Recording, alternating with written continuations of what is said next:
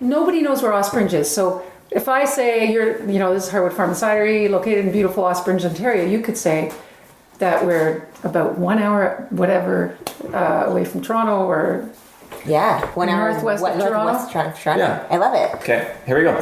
Okay. Hi, this is Val Brent, And Kat. of Heartwood Farm and Cidery. located in beautiful Ospringe, Ontario. About an hour northwest of Toronto. And you are listening to Cider Chat. Episode 141.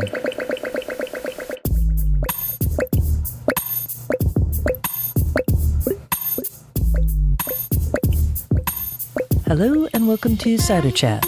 My name is Rio Collar, and I am the producer and cider MC of this weekly podcast, where we speak with makers, cider enthusiasts, and folks within the cider trade from around the world. The kitchen table at Heartwood Farm and Cidery is where food is served fresh from the farm, and the business of a farm and life's adventures is discussed. So it makes sense that this week's chat took place at that very kitchen table in the center of the home, really the hearth. There's going to be more on that chat with the folks at Heartwood Farm and Cidery coming straight up. But in the meanwhile, let's check in about some news out and about in Ciderville. I've been getting a lot of emails coming in, and I'm trying to address them as quickly as possible. So if I have not gotten back to you, even if it's been a month, please do not take it personally. It's just that I'm kind of flooded with this, and I'm a podcaster. I'm trying to do my best. Some people think like, this is a full-time radio station, but it's not. It's kind of me and my hub through the grace of listeners helping to support this. So I will get back eventually, but don't take it personally. Please, please, please, please. Anyways, I got an email this week from Levi, who is looking for a cider internship. And I thought the best way to address this is with Ciderville, with you, because he has this kind of query that has come across my screen a couple times. And I thought, well, how do we connect people? And certainly the podcast is a good form for that. So I'm going to put this out to Ciderville. If you know of an internship out there, anywhere in the world, send it my way. Send me an email, ria@ciderchat.com. My first name is spelled R-I-A. And I will start posting this. In fact, if I get enough info on internships or job offerings, I will even put on a page. I think I could fit that in somehow on the ciderchat.com website, so that you, Ciderville, could use that as a resource, kind of like a chit-chat page of sorts. And I will post this query from Levi on the Cider Chat Facebook page, so you can see a little bit more about what he's looking for.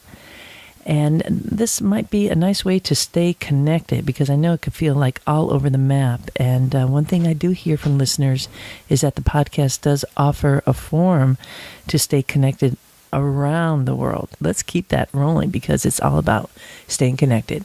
So best of luck, Levi. I hope this helps. And again, if you have something, send it to Ria, R-I-A, @ciderchat.com, and we'll start connecting the dots here out there in Ciderville.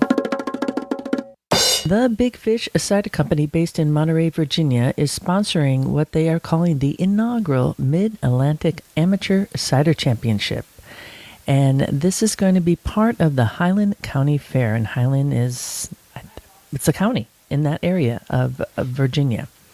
There's going to be a panel of judges, and they're going to be coming from Castle Hill Cider, Albemarle Cider Works, and, of course, Big Fish. All of these cideries have been on the podcast. So I'm going to put links to their episodes so you could hear, the amount of skill and education that these folks are doing. Castle Hill has keveries that they bury in the ground. This is from like the Georgia Republic, where they would make these giant clay pots and bury it in the ground. That's what they're doing in Virginia. So if you haven't listened to that episode, you should. And then, of course, you have Chuck Shelton from Albemarle, which is a very well-known cidery, just because everybody loves Chuck and the sister and brother and their connection to all the people in Virginia and what they're doing with heritage apples.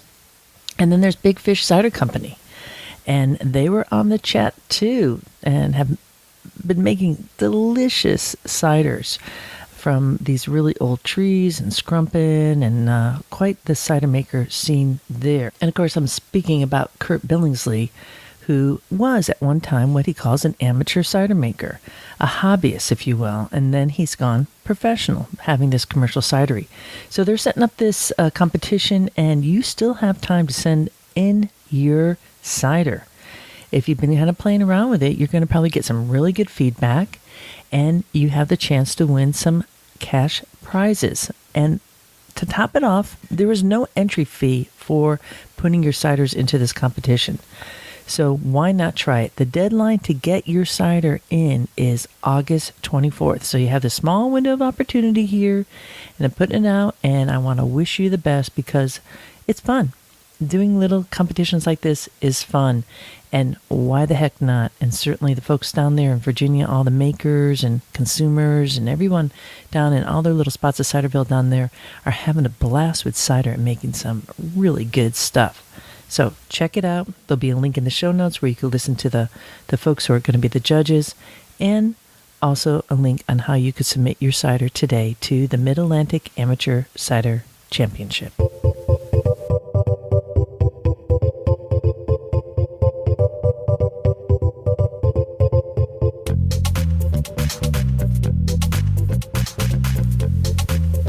This past weekend, I was on an adventure with some of my besties, and one of which who was listening to last week's episode 140, that was with Gavin Robertson talking about the program, the cider making course now at Niagara College, which is in Ontario. That's one of the provinces in Canada, and they are just kicking out the cider making program and meeting the demand and huge demand that's growing in Canada for cider.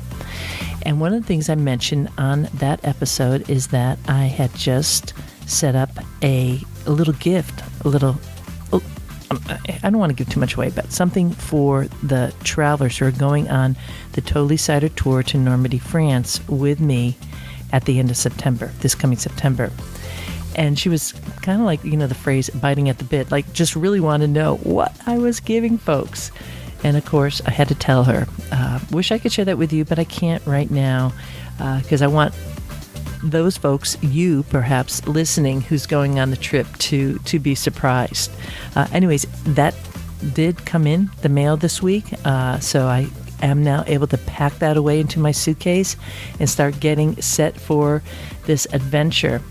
In addition, my International Sims card just came in, something that I shared with the travelers on the best way to stay connected via your smartphone.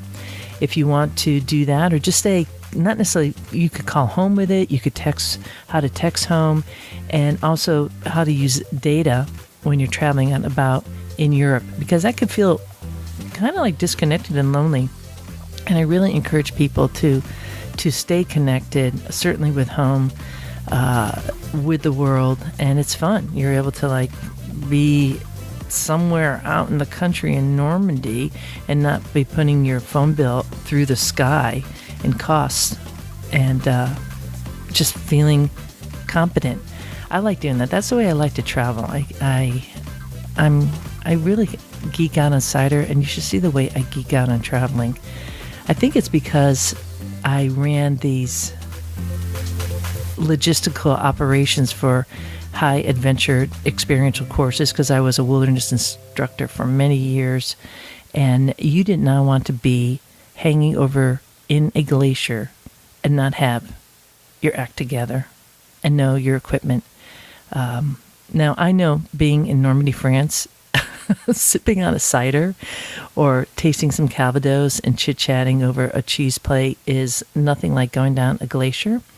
But you want to know how to maneuver and just feel safe in the world and at ease. So you don't have to think much other than how should I grab this bottle? Should I grab it at the neck, or is it too big because it's like a Magnum and I have to pick it up at the base to pour it into my cup? That's about all you want to be thinking about when you're on like a tour, vacation, holiday adventure. So I know I'm going on, but I'm such a geek about this, and I'm really excited. you're just going to have to bear with me, Ciderville, because this is a huge thing to be able to offer to people to go to Normandy and to hang out with Agathe Lettier and Philippe and Regis and meet all these people that I absolutely adore. And I want to say that, there's still a little bit of space for that tour, so you can be one of those folks who squeak in and can still come along. Just send me an email, ria@ciderchat.com, and I could show you what you could do to do that. But there's also going to be some other tours coming up, and one that I am setting up now that should be available before the end of this year, and it's going to be based in the United States. So hang on to your hat for that. I hope to have a beginning announcement for that perhaps as early as next week or the week after episode. So good stuff happening in Ciderville. We got our Sims card. We got our cider gifts. We're rolling out to Normandy. And you are kind of virtually coming along on that experience, because there is nothing better than going to a cidery and drinking it right there with the makers, which is what this chat is about this week. It's a cider lunch right at the kitchen table with some fun, amazing, thoughtful people. So stay tuned for that. We're going to shoot to our conversation with Heartwood Farm and Cidery, based in Ontario, coming up next.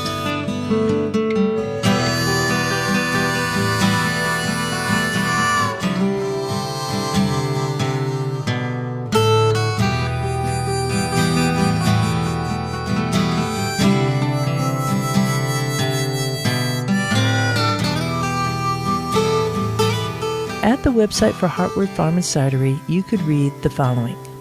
We are humble and careful stewards of a 42-acre farm, where we raise cows, pigs, chickens, and bees, and grow apples, maple trees, and other fruit and nut trees. We have chosen the practice of regenerative farming for our land in an effort to maintain the healthiest soil, water systems, agriculture, and livestock possible. Yep, that about sums it up in that kind of mission statement. But the folks there are even more. They are full of passion that is just absolutely contagious, and the joy is just overpouring. But they're thoughtful, and they're very authentic. They're not kidding themselves that this is hard work. So you're going to hear a little bit about all that, and what it's also like to be in business with your life partner, and that would be Brent and Val. In fact, let me say their full names. We have Brent Klassen, who is really the cider maker there, and Val Steinmann, who, well, I guess it kind of started with her vision, so we'll also go to that. And then there is Kat Scott, who I happened to get to hang out as a steward recently at the Great Lakes International Cider and Perry competition in Michigan. She just brought me absolute laughter the whole time being with her. She's a powerhouse in her own right, and all the conversations at this place take place really at the kitchen table, the center, the hub, the focal point, the hearth of all farm homes. So that is where we're going to be sitting at, and then we'll be moving to the cidery. And part of this experience was to have a cider lunch. So you will hear us kind of noshing away as we're going. All the food came from the farm. That's the vegetables and all the meat that we're eating. And I want to tell you, I'm drooling just thinking about it. And of course, it goes so well with the cider that they're making there. So without further ado, let's all grab a glass and join this chat, because this was brought to you by FieldBird Cider, Ryan Monkman, who brought me on this tour to Heartwood Cidery in Ontario.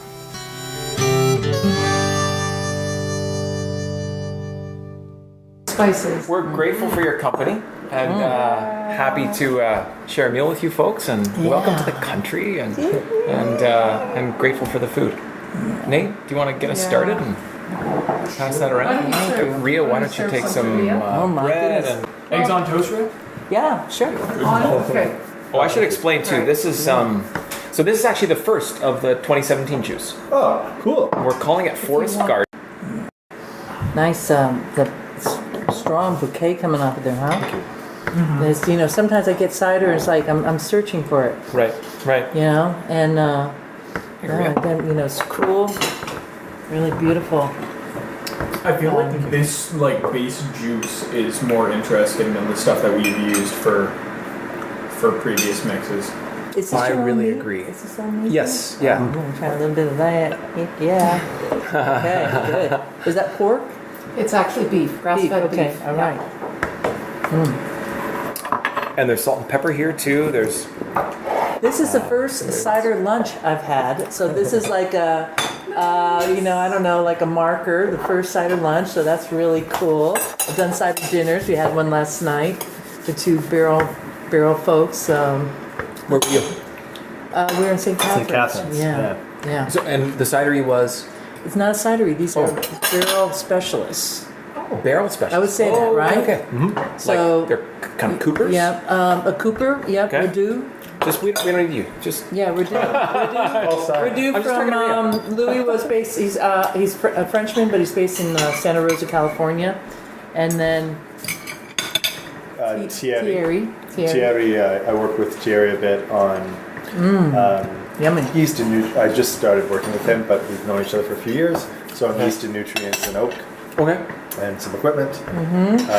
So we were visiting a few wineries with a Cooper from Radu. So then we did a bit of overlap and had dinner together too. Nice. Yeah. But this is the first one, and what a beautiful. I want to just let the listeners know. So we're sitting at this long oak table here in the kitchen in the heart of Heartwood, really, which is always the kitchen, right? And It is. we have this, this beautiful Frittata. Frittata. We use that as a word to just describe anything that is basically egg based. Egg based, just with some Eggs nice and other vegetables in it, and some bread, and some of your own beef. It's just like perfect, and cider. I couldn't be happier. I could be anywhere in the world, but this is like exactly where I want to be right now with this Nice. kind of like layout. It's awesome. It's so great to see you again, all of you, and show for me, and I hope like the listeners get it's like this amazing world of cider. It's so connected, and everybody's just so passionate about, it begins with the land, and then, everything that you're talking about, forest cider, and your passion's really profound that way. So I want to be able to share, the story of Heartwood, and just a little bit of the beginnings, but making sure that we have time to talk about cider, too, within that. But can we start there a little bit? Yeah. Because it seems like you've been here for a while doing this, right? The story of Heartwood has to start with Val. Yeah, it was kind of my deep yearning to get out of the city and go back to the country where I grew up in a rural community. So without really knowing what we were getting into, Brent agreed to leave the city because he could tell it was important to me. So about 14 years ago, when our kids were really little and still needed a lot of attention, They actually still need a lot of attention. but they add a lot of value. They do a lot of work. They do. Seems like a pretty good guy. Yeah, he's been listening. But we moved here, and this land, 42 acres of diverse forest, wetland, pasture, meadow.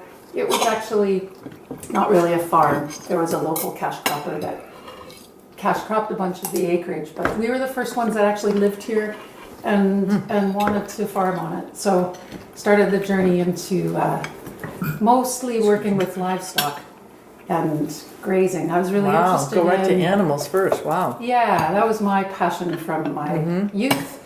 And so learning about naturally raising many different species of livestock on the same piece of land with the intention of regenerating the soils. And our hilly lands had been, lost a lot of topsoil in the ridges and the organic matter was low. And so after lots of years of cash cropping, so we planted them to pasture and then started learning how to do managed grazing and moving fences. And How many heads of cattle do you Yeah. have?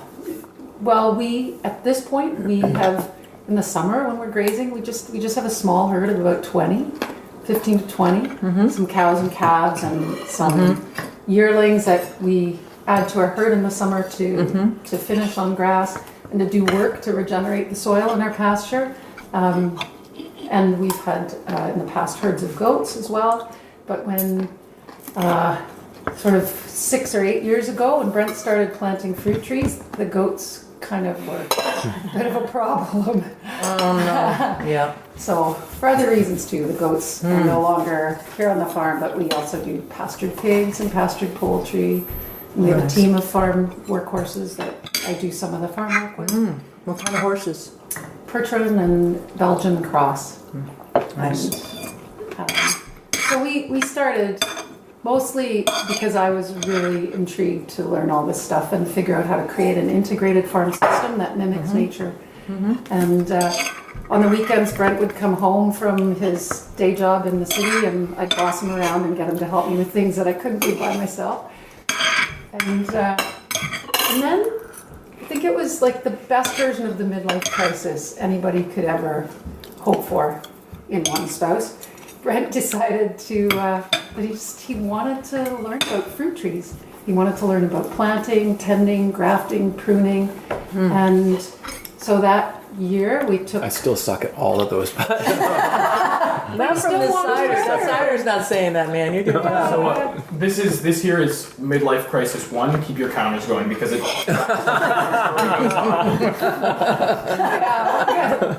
Here, this. Out of the mouths of babes. Yeah. Keep your counters going. Well, that happens. That happens. That's a story. That's a story. Crises, it's like danger and opportunity. Yeah, right? exactly. Oh my goodness. Yes, it is. Who was it said? A crisis is Maybe a terrible thing to it's waste. a midlife opportunity. Yeah. I think that's right. It's change for sure, right? Yeah. So there you are. Well, sometimes when you're cracked open by the crisis, new things can bloom, right? That wouldn't have otherwise had the space, because if you're in a rut, things don't bloom freshly necessarily. So anyway, so that's when the farm became an even more beautifully diverse place with the first little round of forest garden that we planted with a community of 20 friends and family here to help us put 45 trees in the ground, of different kinds, like kind of the Noah's Ark of orchards. So it was apple trees and peach trees? Oh boy, back then, I haven't had much luck growing peaches. We actually got a crop off one tree last year, but that's it. So I think we're just not. I mean, I know that the warmth is kind of moving its way north, and we may be in peach growing territory in the next years, but right now it doesn't seem to work very well. Right. So I did plant some peaches and apricots and stuff like that, but I've never had much luck with the stone fruits. But we planted some cherries. The cherries have been pretty good. Apples, pears, Asian pears. Have you considered a cherry cider? I guess we just don't have enough crop for that. This year we might. Well, this year we might, yeah. Go and look at the fruit set on we had really good fruit set on a couple of the trees. So, and then and we've expanded that to include nut trees, so hazels and heart nuts, and even some. We're trying to grow some northern pecans. See if that might work. Wow. So interesting. And all kinds of interesting, wacky things like hascaps and pawpaws and seaberry. Right. But I think that's sort of more like at a certain point we start wondering what we're going to do with all this fruit, and we do manage to an organic specification, although we're not certified, but those are certainly the principles that we operate under. And it's just you can feel it here. Can you? Oh yeah. I mean, this is like happy land. It's just the messiness of it. No, it's not messy. Just Ciderville, you should know that this is not a messy place at all. It's beautiful coming in here. But some people go for organic certification, and you could kind of do that in all the hoops, and that's a cool thing. But that's a great thing about having the opportunity to come and visit a cidery and feel it, because so kind of being that beacon in that way, I want to say I really felt that as soon as we were just going down the driveway. You could feel the vitality here, and that's really important. Oh, thank you. But you know that already, of course. I don't have to speaking to the choir. Yeah. Well, it's nice to have that affirmed because we do tend to sort of obsess over the rough edges, right? But I mean, life doesn't often shape itself around sort of neat and tidy, right? Mm-hmm. But I mean, one of the I think the symptoms of organic fruit production is just that it's really, really difficult to produce fruit that's kind of grocery store ready, right? And so I think it was kind of, out of the scratching our heads thinking, so what are we going to do with all this? That we started thinking, why don't we think about what we can do with the juice, right? And I mean, neither of us was a particularly big cider drinker, 5 years ago. There weren't many choices in Ontario. There weren't a lot of choices, and that's really, really changed and continues to do so. But I think we tried pressing a bit of juice and making some cider and just found that it was surprisingly easy to make a drink that you would actually want to consume, that we wanted to consume. And so I guess that's kind of where it started. And then, I had some circumstances. How are you learning that? You just kind of like winging it, or the internet? Internet, yeah. Well, there's some of that. There are books. When I got a little bit more serious, I took a course down at Cornell, taught by Peter Mitchell. Okay. So there you go. Yeah, it's kind of like the sort of the cider makers 101 sort of thing, right? And I actually did that course with Mark Skinner, who you're about to meet, and David Baker, who I don't know if you would know him from Rainbow. I met him a week ago. Yes. Yeah. So both great guys, and we really, you really kind of establish a sense of community, right? So it's a learning community, right? And it's honestly it's sort of a floundering community as well, right? Everybody's got challenges and successes and are happy to share those. Right. So yeah, how do you learn? I mean, I think there's that kind of structured learning. There's the book learning. There's the stuff you can get on the internet, which is amazing. Wait till I show you my chiller. It works like a charm. It turns out. I can't wait. All right. It looks like a beast from the. You learned that beast on from the YouTube depths. to build it. Awesome. Love it. But then it's a lot of being pulled up by people that just know more than you do, like Ryan, for example, right?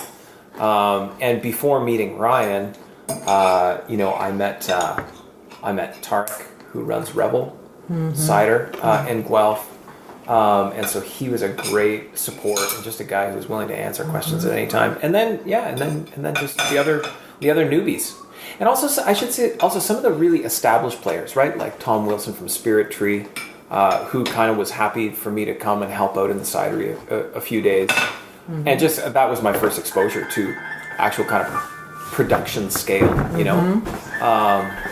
and Nick Sutcliffe of Palmies. I mean, he hasn't been a mentor so much as just a guy that is always there to answer a question or give you some feedback or whatever. So I think that's probably the long answer to your question about where the learning comes from. And I will say that I found that like probably 25% of the learning curve actually has anything to do with what's in the glass with cider, and 75% is production, right? It's cleaning, it's equipment, it's Janitorial, custodial stuff. Yeah, but also even right now I'm kind of, there's some processes that I'm moving from being really small scale to just small scale, and even that step has its challenges, right? So where are you in that scale? How much are you producing? So we have 15,000 liters. That's our 2017 pressing, of which, as I said, this is the first. So yeah, and that's and I mean the infrastructure. I assume we'll walk out there at some point. Yeah. The infrastructure that you'll see is kind of like it's built to that scale, right? So it's teeny tiny. But I think what we want to do is not just make lots and lots of cider. I mean, we're still on the orchard and we're still on the livestock. And I think probably more than anything, what we want to do is bring all those component pieces together for people who visit the farm, right?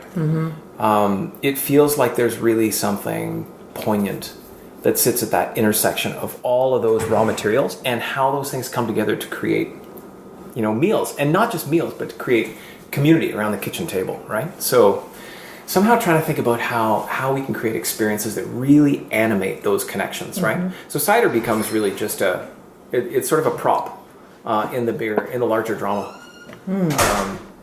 So yeah, I mean, that's kind of the space that we're exploring and trying to discover. So cider would be kind of one of those value-added products for your farm. Yes. What are you currently doing to kind of sustain your farm? Do you have like farm shares or? We don't have a CSA. We have done that in the past, but we do. I mean, we've been selling sort of beef and pork. Or people will chicken. say we want to get a half of that beef, exactly. and then you bring it out somewhere else to get rendered up. That's right. And then they'll get that. Okay. And that's been the mainstay of the farm to date, right? And so now we've added the cider, and the next thing we want to do is add, what we're calling sort of tasting and tour, right? So this would be an opportunity for people to come out and over maybe a 2-hour period, kind of experience all the different zones on the farm and what they offer, and then a time of bringing that all together in tastings, in sampler menus, right? So people can kind of say, okay, I saw it out there, and now it's actually going in my mouth, and I'm really engaged with this community of people who's also here discovering these things. So yes, and so I mean, there's kind of there's an economic component to that too, which we're kind of sort of thinking working our way through at this point. Yeah. Well, I think that's constantly what faces a farmer is how the more diversified I think the modern farmer is. Yeah. The more you're going to be able to like kind of meet the changing culture that's surrounding you. Right. And teaching. I mean, that's like a multifaceted. You get to like teach and get people connected to the farm who know nothing about it. Yeah. And then you add these value-added products. Right. So when you say like, so it would be like the beef, it'd be the cider, it would be the vegetables. Yeah, and in our community, we've also got we have neighboring farmers that raise that do eggs and other kind of vegetables. The asparagus is from a farm just down the way, right? So I think there's also an opportunity to say this is not just about us. I mean, this is what the land has to offer, right? Some of that's here, and some of that's in the community. But there are kind of two big sort of watchwords that we kind of hang on, right? One is transformation. So I mean, we're kind of in the business of stewarding the transformation of sunlight to grass, of grass to muscle tissue, of muscle tissue to beef to pork, right? Of sunlight to soil to tree to branch to fruit to cider, right? All these things it's this very rich tapestry of things that are just constantly becoming something richer and more interesting. And so, I mean, from a purely scientific standpoint, it's fascinating to watch that and to learn about it. But from a cultural standpoint, the humans are also, kind of, being transformed in their experience of these things as well, right? And so that's kind of how that piece comes in. And so transformation is one, and connection is the other, right? So I think it's just a malaise of the modern era that we live these kind of disconnected lives from other people, from nature, from animals, from the systems that actually sustain us, right? And so to create a little tiny context where people can actually experience connection in a very direct way, seems like it would be worth doing, And so that's. So those are kind of the two things that we think of, the two words that we come. You're at this forefront of a potential friggin' unbelievable cider boom, which will depend upon how much the consumers in Ontario get what cider is. But it's a perfect product to do farm to table. Yeah. I mean, it's insane. People are looking at orchard dinners, out in Monterey Bay in California. starting to lead cider tours, to bring people to locations. It's one of the reasons why I'm here in Ontario too. I'm hoping, in conjunction with talking to you folks, but to be looking at, what would it be like to bring a cider tour, to offer that, because that's the number one way I see cider growing. I mean, we could all be really happy and cool. We all love cider. I don't really need to be convinced, right? Yeah. We're all in the choir, hanging out in Michigan with Kat. It's we know we love cider. But the rest of the world doesn't really understand what you're doing and how much care and knowledge that you've had to garner over the years as an orchardist, which is a whole different skill level than raising beef cattle. Mm-hmm. But it's integrating it into the farm too. So you are on the amazing point in the history of Ontario, pioneering. I mean, it's incredible where you're positioned right now. From my vantage, seeing that, I mean, this is the time to really get those ideas solid.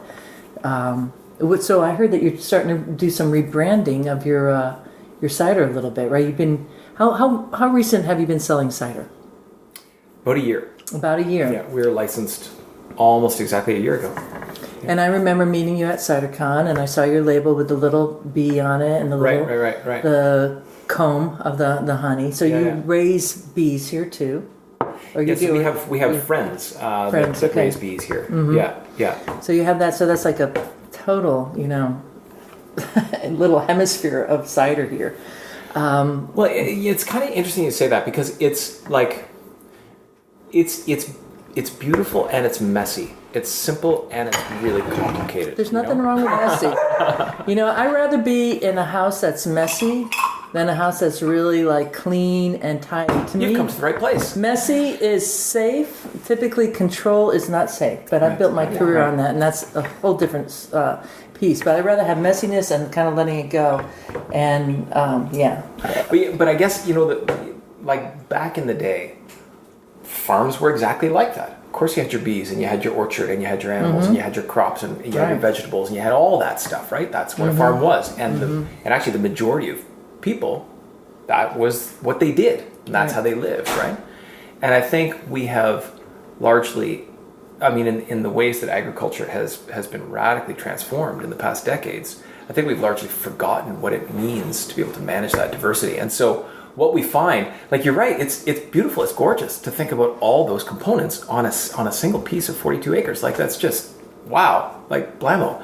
And yet what we find is it's almost impossible to manage, right? It's almost impossible to have the expertise required, to have the human power required, and to have enough time required to manage these things. And so that's, it feels like it's a tough thing to it's wrangle. Exhausting. It's exhausting. But that's actually what I find most energizing. I realized somewhere along my journey as becoming a farmer that the thing that I loved most was not one particular species of animal or one particular enterprise on the farm. What I loved was this incredible, interconnected, complex farm system that I could only really set in motion, hopefully learning from sort of natural systems wisdom and setting it in motion and trusting that I would be able to observe and learn as I went, is actually the thing that most inspires me. The thing I love the most about my job is that it is never the same twice, and it's always requiring me to think agilely, to solve new problems, but to be amazed. So I experience the messiness some days as being overwhelming and sometimes frustrating. And when you're working with living things, whether it's children or livestock or plants or weather systems, right? They're not meant to be controlled. And if we go into our farming and our food production thinking that we're going to be in control, that hubris will allow us to create something. And we've seen lots of examples of that. But once you're seduced by the magic of sort of the complex and remarkable kind of miracles that transform what nature wants to bring to us, then you kind of have to give yourself over to not being in control. And it's actually that is what kind of connects me deeply to spirituality, to mystery, to even the notion of the divine, right? If you want to talk about that. So it's hard and it's messy, and yet it's like a lot of the things that are poignant in life, right? The measure of joy is equal to the measure of deep, visceral, sometimes sorrow or confusion or vulnerability. So I think that's part of what we want to invite people to maybe rediscover or to reframe, that those experiences that we have been kind of taught to avoid as much as possible, the ones that make us feel vulnerable, either in relationships or in our work, or the things that do look messy, but they're authentic, they're real, they're deeply rooted to natural processes. Those are the things that when we lean into them, they give back more richly than we would have expected. So, I don't know. I mean, I never feel good about it when my cattle fencing is, just pushing the edges a little bit, because there's a great patch of grass, and if I just put my portable fencing out there, and then, the cows step outside and they destroy one of Brent's trees, and that's never a happy thing. Yeah. So I mean, I don't want to make it romantic, but I think we have to get over our sense of how much control we have. And I feel like if we can reinvigorate those adaptive muscles in our beings, that'll help us with the future, because we know the future is going to look different than the present, and we don't know how different it's going to be. We get glimpses with climate change or whatever, but I think to be agile and adaptive and to let go of our sense of control, those are good things to experience. So if people coming here can feel a bit of that vitality in the midst what might look less manicured but is beautiful, then maybe it'll awaken something like it does for us every day, awakens a new sense of the possibility. Well, it's hard work. Farming's hard work, there's no doubt. But everything that you're saying here is exactly the way of the cider maker. That there's no control, like the cider makes itself. You got to go with it, and it gets chaotic. And if you're doing wild fermentation, or you could control. And Ryan's sitting here across, and I know in what you've studied, like you could really define that cider in a certain way. There's no doubt, right? And people regiment ciders and package it, and you could expect that same cider every single time. But the beauty of like a location like this is that your size lends itself to like a certain kind of exploration that people would just be lusting for in the cider community. You could kind of go with the ebb and flow and explore. So chaos happens, and I think that's really well said. It's kind of the natural state, right? Yeah, that's the second law of thermodynamics. I was telling Ryan, I wrote a book called Leading Chaos, so I'm very deep into yeah. So, anyways, that's another topic, but chaos is a topic I've been part of. Profound metaphor for the way we think.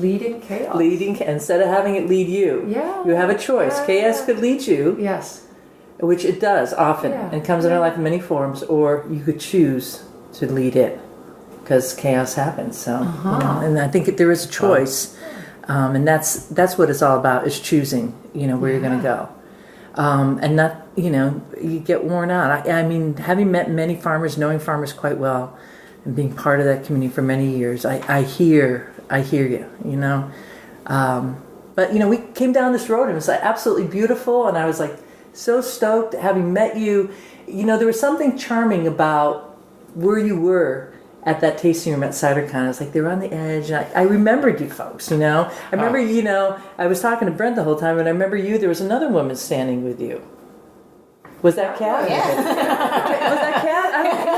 She had much shorter hair. That's so funny, because, and I just remember, these like cool people from Ontario, isn't that sweet? And they have like a bee and this like really delightful cider, so, it gives me a lot of hope. It just is like absolutely freaking fantastic to be here. It makes me realize all the goodness that's in the world. There's like good people everywhere, and I always like to know who's across the border. It's important. We need to know our neighbors, and I feel like with the podcast we get to know who our neighbors are around the world, and everybody who's connected to cider, in my experience. And I don't want to exclude the farmers and all that, but those are farmers too, more or less, are really good people. You have to be. Yeah. Because it's about the apple. Yeah. It's like the original fruit, Right. Pears and palms. Yeah. That's beautiful stuff, Brings tears of joy to my eyes. So, you got a lot going on here. I probably came in at a point where, you are like bucking it up here to get ready for this weekend, Yeah. And your back just went on. I mean, that's a lot. It's kind of funny. We're trying to figure out what the cosmic lesson is in that we're supposed to be learning. You're doing really. It hasn't happened for years. Well, it's been better than it was. But it's humbling. Like that's a lot of the lessons are. It's tough to be humbled and to let go of thinking that we need to have everything just right, and to trust that what unfolds will be maybe more interesting than it would have been if we would have been on top of it all. Well, that's how you got here, right? Yes. This guy kind of changed his job and coming here and creating something that, Ryan telling me, is just his love for this place, and you as a community here on this beautiful piece of property is just really deep. And so, Ryan said he loved this place? And you guys. He loves you guys. Because really a place is often all about the people, right? And so what you're bringing here is really amazing. But, there is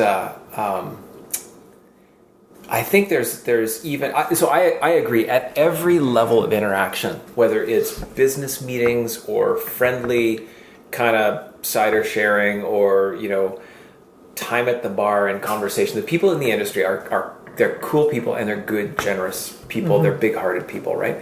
But I think there's also kind of an undercurrent beneath that of, like we were talking about, sort of transformation and connection, and the quest for something that's really has enduring meaning in life. I think there are a bunch of people, not all of them, but I think there are a bunch of people in the cider community that are also tapped into that. And you're one. I mean, that was clear from some of our early email exchanges, right? And the guys down at Finger Lakes, they're in that zone, right? And so, I mean, those connections become even more profound, right?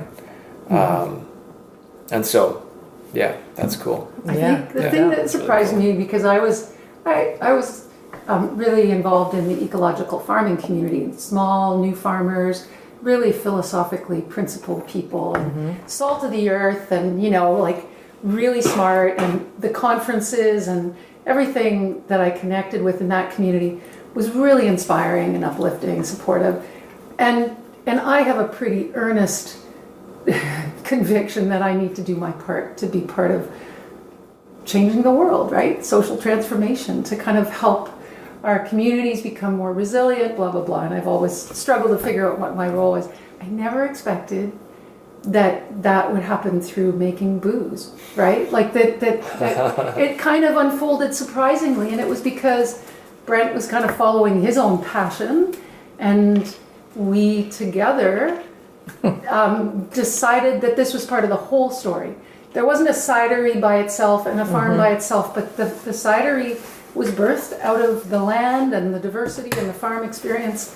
And so what I have been amazed by is that there's something about the idea of craft cider that opens people up. When they come to your farm, your market stand at the farmer's market, or they come to the farm store, and they're going to taste something that is fermented by these, simple little Saccharomyces yeast, but they're delighted, and they're open to hearing you share a little bit about the poetry behind it, in a way that somebody coming to pick up their dozen eggs and their kale might also be. But I don't know, there's something about cider that is associated with celebration. It's associated with joy and indulgence, and maybe also the titillating side of what gives us pleasure in life that's also sometimes dangerous, right? And when people get close to that edge, there's potential to, like all bets are off. Alchemy happens, magic happens. And I never would have expected that. And I feel that this marriage of farm and cidery and then inviting people to explore that has way more possibility to do what I always hoped I would be able to do, which was invite people into a space of, being reawakened to connection with the web of life or whatever. So, so it's kind of nice when things happen that way. And it is a fun thing. Boy, cider conferences, like so much fun. Everything in the cider scene is fun because It's true. people are... But we're creating our own scene. I think that's what's unique about it. Like, we have some of these other models in the booze scene, right? Spirits or in wine or beer. But cider is so new. It's like the new puppy that came in who just wants to play. Like your little dog coming out is just like, I want to bark, and I just want to bark loudly, and look at me, look at me, look at me, and have fun. And you know what? Come with me. Come with me. Come with me to my side of the river, Hang out with me, and let's do that. It crosses borders in the way that the apple has been doing way before any of us came along. Yeah. But one of the other interesting things that I think we've experienced too, so this is now kind of, I guess, steering the conversation more in the direction of the cider specifically, is that, like cider is one of these things that, like, well made, doesn't need any other interventions, right? Take the apples, let them ferment, and then sometime later drink it, On the other hand, it's kind of a great blank slate if you want to sort of try adding other things, right? Hops and berries and botanicals and, other kind of spices, and so I think it's a remarkably versatile drink in that way, that it can stand on its own 2 feet like a good bottle of wine can, or it can kind of be this substrate, right, that you use as a way of experimenting with other things, which is kind of fun for us because, in our you probably tried the current affair at CiderCon. I don't know if you did. This is the one you're referring to. This is our Eve Goes Badass, which is the one. Right, Eve Goes Badass. That's right. Yep. Most of our ciders have maple syrup because we have a sugar bush, so it's mostly any back sweetening is with maple syrup. This one's but not with that honey. one. Right, that was with honey. Yeah.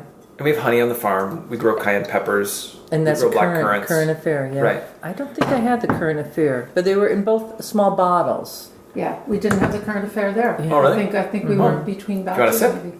Yeah, heck yeah. In terms of like the dynamic that happens at this kitchen table and at this farm, there's so much space to just be allowed to be curious and to explore. And both Val and Brent are amazing teachers who've thus far lived like incredible lives and have allowed me to be a piece of that at this point. So thank you for all that, but you're selling yourself a bit short, I think. like Kat is kind of the one who's most likely to be out there at the cider bar late at night, trying the new sours, kind of like finding the edges of where people are at and then bringing that back to sort of saying, here's maybe some things that we should be experimenting with this year, right? So I think that's really cool because, whenever you're creating something, you're looking for content and inspiration, right? And so Thanks, Brent. So you bring that, which is great.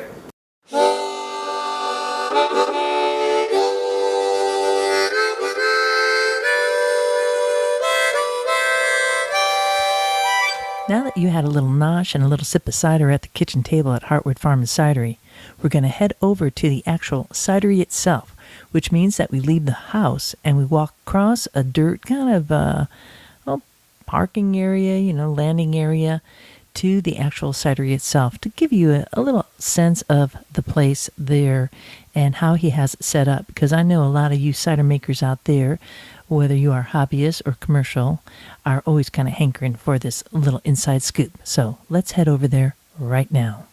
This is a very modestly appointed cidery. So you're being modest now. I just want you to know some people are in like 10 by 10 buildings that I've been to. All right. So this is pretty spacious. This There you go.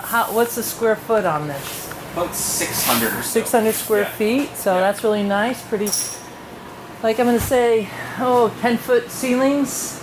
9? Yeah, 9, 10, yeah, 9 yeah. foot Now, this is the tank room. tank rooms back here. Look at the tanks. Holy smokes, So this is not modest, man. we just built this last December, just in time to get our juice in. So it was a bit of a panic, but Yeah. it all came together in the end.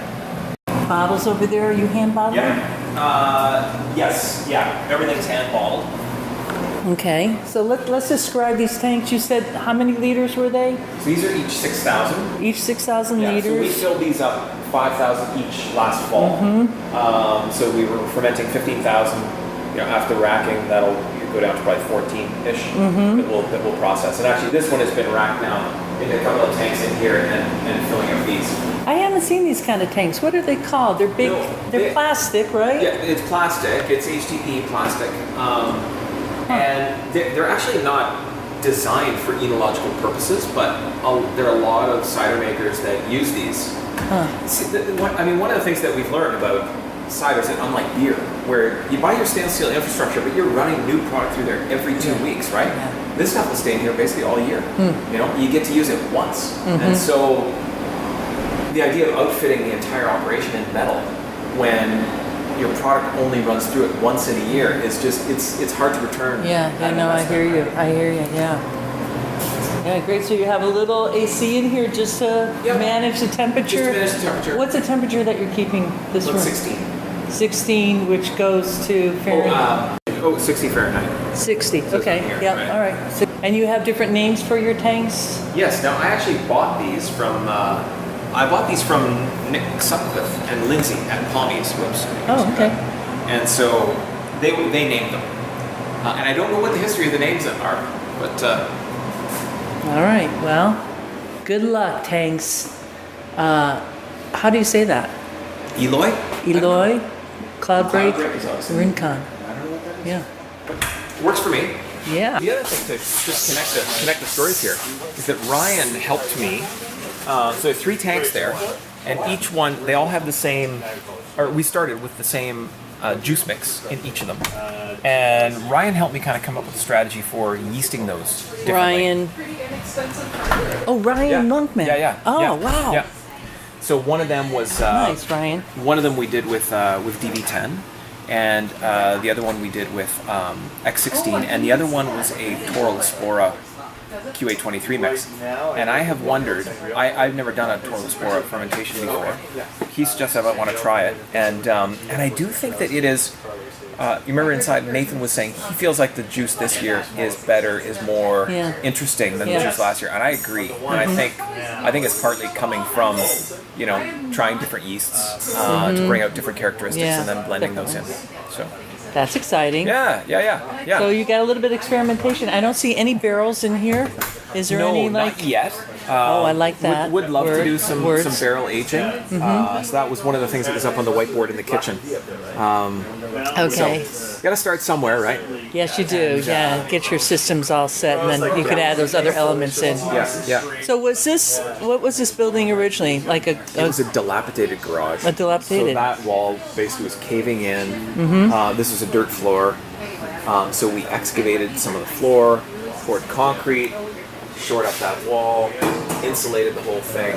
And you insulated it. What's that stuff that you spray on there in the walls? Yeah, it's just spray. It's like cellular foam, I think, or whatever. And it stays warm enough in here because you were up in Canada, so we always think, oh my goodness, this is like So that's, polar bear. if you turn to your right, Yeah. that's the in-floor heating system. Oh, you have radiant. Yes. Okay. Yeah. Wow. Well, that So would I do can it. keep these Lovely. rooms, like in the wintertime, Yeah. during fermentation, I can keep these at 10 or 11 degrees Celsius. Whatever that is, probably mid 40s. Mid 40s. Late 40s, Yeah. something like Okay. That enables me to work. Fantastic. I was just telling Rhea about the strategy we had on yeasting the different tanks. Because that guy was helping you out a little bit over there. Because he was helping me, and Mark and I are kind of sharing equipment a Right little over there bit too. from Windswept. Yeah. So it's just like that's what we were saying before, right? It's a real kind of community sort of feel. Exactly. Oh, I love it. It's a nice setting, nice place to work. Good vibes in here. And we got little carboys over here.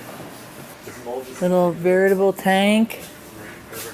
And what was he said something about, oh, wait till you see it in there. This. Yeah, so the chiller, which is connected to an air conditioner to chill. No Right. kidding. Yeah. How the heck does that...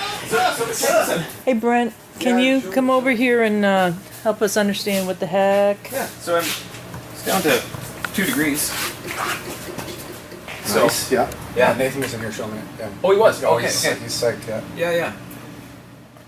So yeah, it's a homemade chiller. So basically, you take an air conditioner and you saw it in half, and you put the cooling fins in the thermos of glycol, and then you put the radiant fins outside that, and then you manage the whole thing on a temperature relay. So as soon as the glycol gets to -2, the air conditioner turns on, cools it to -5, and then shuts off. Is it kind of like a cool bot? Except a CoolBot would actually be a little bit cooler because this is just a power relay, so it actually turns the air conditioner off. Right. Whereas the CoolBot just tricks the sensor Yeah. into saying, it's warmer than you think it is. Yeah, right. So And you saw that on YouTube. yeah. So I wonder like, what you would like, do what, air conditioner, cooler setup, YouTube, Google that. It takes some effort, but you can find this. I know, I love it. I love it. The bottling assembly, that's Nat West's design. Oh yeah, okay, good. It's funny because at CiderCon, the same day that I met you, Yeah. I went over to his thing and I said, I just wanted to thank you for publishing those plans because that's just working so well for me. He said, you're the third person in the last hour that said that. Nice, good. But I think, one of the things about being small scale and deliberately small scale is you kind of have to... You have to DIY some of this stuff, right? 'Cause Definitely. you just can't afford to buy everything No. brand new. Yeah. I couldn't DIY that, so... And it's kind of like you'd know how to work your system in a way, and if there's it gives you your cider house yeast profiles that are really unique unto your own little cidery, with all the different contraptions you're bringing in, an old AC unit from God only knows where, Kijiji, $200. There you go, right? Yeah, that all makes a big difference. Significantly cheaper than 8,000. Significantly cheaper than 8,000. Yeah. So this is all that it is here, right? Yeah, Is there anything yeah. else? Okay. Well, Perfect. so the next thing to look at would be you can see the tasting room in process. I would love to see the tasting room process. Sure. These guys are getting ready for the weekend. A big group of people coming in here. This is kind of like a 20-foot long room. It's 23. 23? By 13 or 14. 13 or 14. Nice, like, We have a friend who's kind of like a custom wood guy, and so he just came with a saw and he just scavenged stuff from the farm. So that's barn board Yeah. that came off the side of the building. nice. The cherry there is old stair treads that were just lying around from a previous renovation. And Sweet. he found salvaged some ceiling tin. Yeah, I did a nice. Very cool. Windows all around, and you got some nice high tables for people, and they'll be able to come here and be able to buy a pint. I don't know. How are you selling that? Like 12-ounce tasters or something like that? What can folks expect? Yeah, so we have just received a buy the glass license, so that allows us a retail license. We can give a sample in support of making a retail decision, right? So that's just a little, I don't think they actually specify what a sample is, but it's small. Buy the glass means you can pour up to 5 ounces. Is that right? Yeah, 5 ounces only. Yeah. Right. Okay, So- 5 We're under the ounces. Fruit Winery Act, so it's based on what a winery would be able to do by the glass. Yeah. Which is a little bit But they different don't because tell you can only give one glass of that's cider. true. So, That's true. But we can only, the other thing is we can only sell our own stuff. right. It's kind of a drag because it'd be lovely to be Yeah, able to have yeah. other people's, like at Finger Lakes, right? They've got Stepping the whole stone. community is there, right? Stepping stones. You get the So- first stepping stone, and the next one, then you'll know what to tell the government that you need, and I'm sure the government will. Like you were step kind forward. of rhapsodizing about the cider community in Ontario, and there are some things that are really nice about it. The regulatory environment is not one of those things. Like it's the regulators are not. They're not trying to help the industry thrive. They're not trying to do things that make the industry more successful and interesting and diverse. that's happening in spite of The government regulation. Well, I would say that's true probably everywhere else around the world. So you are not alone. Maybe. So just hang in there. But you know what's unique about Ontario is that the LCBO has a monopoly on the distribution of liquor. I heard that. And so Which is a government-run organization. It's a government-run organization Yeah. that, while on the one hand, the government is supposed to be about economic vitalization and that sort of thing, on the other hand, it runs a monopoly business. Yeah. And monopoly businesses, they don't give up power very, very easily, right? So, Well, you know, that's why it's so important to get the consumers educated about cider, because they will become your voices advocates, on the streets. maybe. A little bit of everybody. You need everybody doing that. This is a really sweet setup in here. That's going to be your chalkbord in the back. Yeah. You have to cast forward too. I love it. It's It's gonna happen. It's gonna happen. Going away. Yeah. It's amazing how much transportation can take this. I'm sure that a lot has happened in a very short amount of time here, right? Yeah, it has. So And hang you know in there are there. phases Beautiful. where you feel like things aren't moving forward, right? Because in the winter, some of the work couldn't be done, so you're sitting and waiting. Right. And the time keeps going and the deadline keeps moving forward. And then in the last couple of weeks, Boom, there's shaka-boom. a scurrying because you're, yeah. Yeah. No, I could imagine. This is gonna be gorgeous. Absolutely gorgeous. Yeah, cozy, intimate.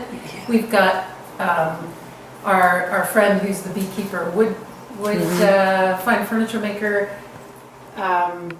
He's also bringing tomorrow a table that he made with all kinds of wood. So I think mostly from our farm, but maybe also like this is an apple tree that was on his grandparents' Wow, farm. that table. He has memories of Wow. being Beautiful. playing under the tree Oh as my a little goodness. kid, building forts as a That's slightly all one older piece kid. of apple wood. Yeah. That is like almost 2 feet, 2 feet right? wide, 24 yeah. inches. Holy And the smokes. grain is Big ass apple tree. gorgeous. Wow. Yeah, and he and his wife, who's also a friend and keeps bees right with him, they got married under that tree. Oh, And when the tree had to come down, he kept the wood and was waiting to find the right Smart. place. So it's like, Boy, that is poetic. yeah.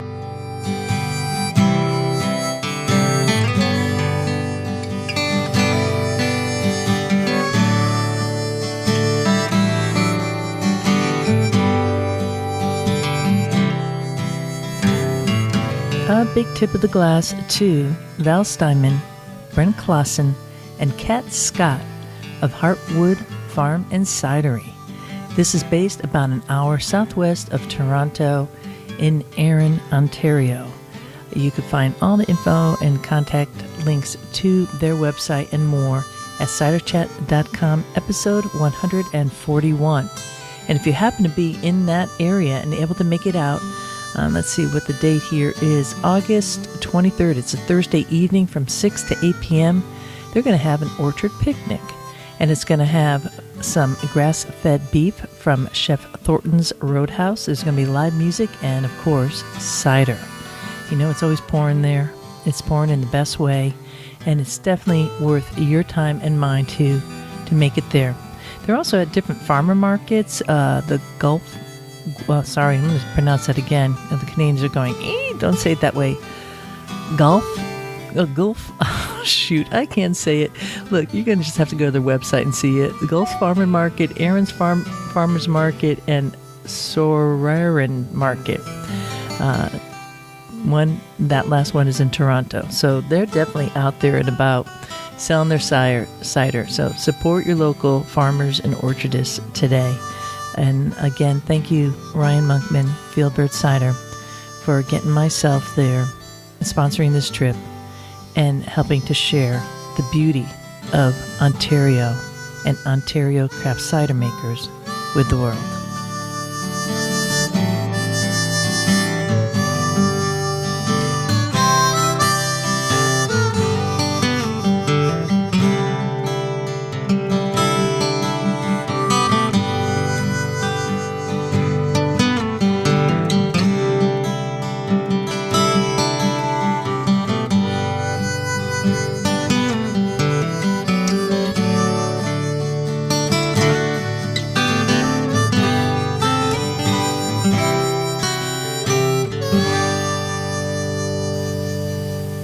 If you like this podcast, well, what are you waiting for? Become a patron today. All the information is at ciderchat.com. There's the most amazing people out there in Ciderville who are helping hold this podcast a bit, if you will. But I could use a bit more help, and it's been a while since I've had anyone sign up to become a patron. So perhaps that might be you. Again, you could just Google a Cider Chat Patreon page and find out the info right there, or go to ciderchat.com.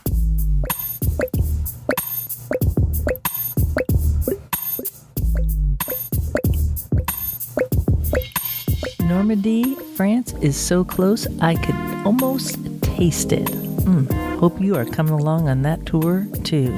If not, go to the Totally Cider page at Cider Chat. This is Maria Windcaller signing off for now.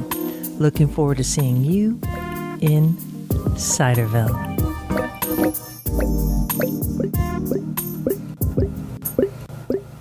Yeehaw!